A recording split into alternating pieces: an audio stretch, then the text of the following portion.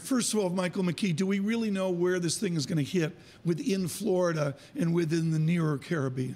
We don't have a perfect answer, but it does look like it is going to make landfall on Florida or perhaps the East Coast. There's a little bit of a sign that it might drift and go up the East Coast of Florida, but it doesn't matter because the storm is so big. It covers the entire state of Florida. It's wider than the peninsula. Help us was so big because, you know, Category 5, Category this. Give us scope and scale versus what we know, which is the last big Florida hurricane and Katrina.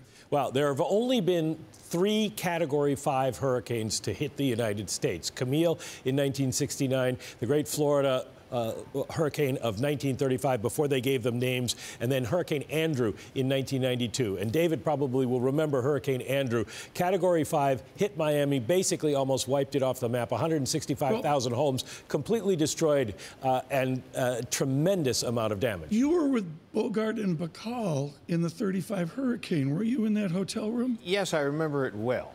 I remember it well. But this is not funny. I mean, no, this is not East funny. Coast, West Coast. This is not funny. Storm surge, Florida's a low state, drainage is an issue. We saw, what, 1 trillion gallons of water fell with Harvey. We don't know how much water. This is not funny. Yeah. This is very serious stuff. Yeah. Mike, we've seen already markets bracing for the potential impact of Hurricane Irma, of course, following the reaction we had to Harvey. When you look at the economic impact, there's 2 things to look at, right? You've got the short term, which could be very negative, but then longer term, it could be positive because of the reconstruction. Yeah, and I brought along a chart that illustrates that. It's a little hard to show because we haven't had a hurricane hit the United States in about 10 years.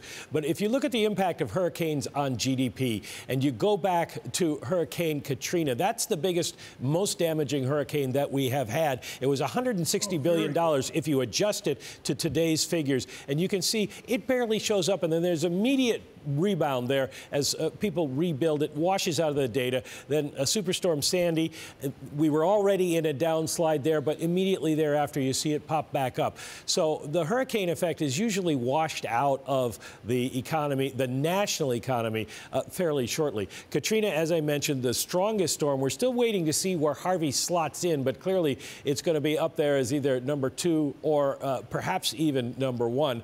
Andrew, the one I mentioned, 1992, it's still on that list of the most dangerous, biggest hurricanes ever.